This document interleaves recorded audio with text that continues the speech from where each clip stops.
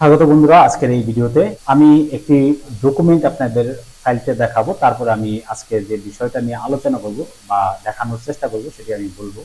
ডেস্কটপে যে ফাইলটি আপনারা দেখতে পাচ্ছেন এটি কিন্তু পিডিএফ একটি ফাইল।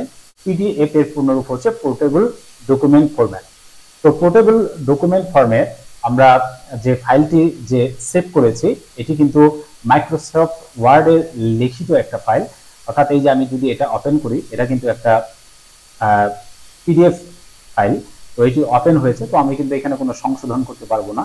তো আমি যে এই যে পিডিএফ ফরম্যাটে যে সেভ করলাম এটি কিন্তু আমি ডকুমেন্ট ওয়ার্ড ডকুমেন্ট লিখেছি, ঠিক আছে, ওয়ার্ড ডকুমেন্টে মাইক্রোসফট ওয়ার্ড লিখেছি। তো এই যে ফাইলটি আমরা এই ফাইলটি কিন্তু সেভ করেছি হচ্ছে এই পিডিএফ ফরম্যাটে। আজকে এই ভিডিওতে দেখাবো আপনাদেরকে যে কিভাবে আপনারা এই যে ওয়ার্ড ডকুমেন্টে যখন লিখবেন তখন কিভাবে আপনারা এই পিডিএফ ফরম্যাটে আপনারা ডাইরেক্ট সেভ করে নিতে পারবেন। তো আমরা অনেক সময় আছে যে যখন মেইল করব বা অন্য কোনো কাজের জন্য মাইক্রোসফট ওয়ার্ডে লেখার পরে সেই ফরম্যাটে দেখা গেলো যে নাড়াচাড়া লাগলে অনেক সময় লাইন কেটে যেতে পারে বা কোনো অক্ষর কেটে যেতে পারে, সেক্ষেত্রে আমাদের সমস্যা হয়। যদি আমি এটাকে এই পিডিএফ করে নিই সেক্ষেত্রে কিন্তু আমার ওই ভয়টা থাকে না, ঠিক আছে।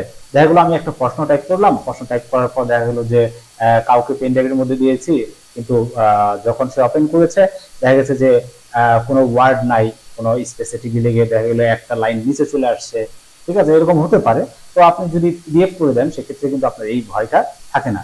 তো আমরা যখন এই মাইক্রোসফট ওয়ার্ডে যখন আমরা ডকুমেন্টগুলো টাইপ করব এই ডকুমেন্ট ফরম্যাটে, তখন কিন্তু আমরা এই যে যখন সেভ করব, সেভ করে কিন্তু আমরা এই পিডিএফ ফরম্যাটটি করে নিতে পারি। তো আমি কিভাবে করব সেই বিষয়টা আমরা আজকে এই ভিডিওতে দেখাবো। তো এটি করার জন্য প্রথমে কিন্তু আমরা এই যে ফাইল আছে, ঠিক আছে, এই ফাইলে যাব। ফাইলে যাওয়ার পরে এই যে সেভ আজ আছে, তো আমরা সেভ আসে যাব। যাওয়ার পর আপনি যেখানে ফাইলটি সেভ করে রাখতে চান সেটা একটু পাথ করে দিবেন। তো আমি ধরুন যে এখানে এই নামে আমি ডেস্কটপে সেভ করতে চাই, সেক্ষেত্রে আমি কিন্তু এই যে এই ফাইলটি আলাদা একটা নাম দিলাম এবং এই যে সেভ আস টাইপ এইখানে কিন্তু আমাদের মূল কাজ। এই সেভ আস টাইপের এইখানে কিন্তু আমাদেরকে একটু পরিবর্তন করে দিতে হবে। সেক্ষেত্রে কিন্তু পরিবর্তন করার পর কিন্তু আমরা যেরকম ভাবে পরিবর্তন করব সেভাবে কিন্তু সেভ হবে। তো দেখুন যে আমরা যদি এখন এইভাবে সেভ করতে চাই সেক্ষেত্রে হচ্ছে যে ডক্স ফাইলে কিন্তু সেভ হবে, অর্থাৎ ওয়ার্ড ডকুমেন্ট হিসেবে কিন্তু সেটা সেভ হবে।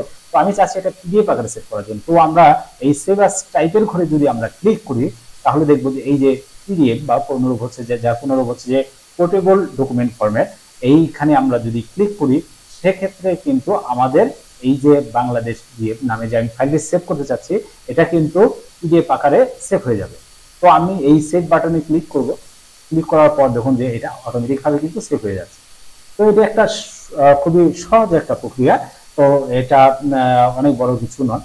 যাই হোক, তারপরেও আপনারা এই ভিডিওর মাধ্যমে আমি আশা করি যারা পারেন না তারা শিখতে পারবেন। তো ভিডিওটি দেখার জন্য আপনাদেরকে অসংখ্য ধন্যবাদ। সময় নষ্ট করে আপনারা ভিডিওটি দেখছেন। আর ভিডিওটি যদি আপনার কাছে গুরুত্বপূর্ণ মনে হয় তাহলে অবশ্যই কিন্তু একটি লাইক দিতে ভুলবেন না। ভিডিওটি দেখার জন্য আপনাকে অসংখ্য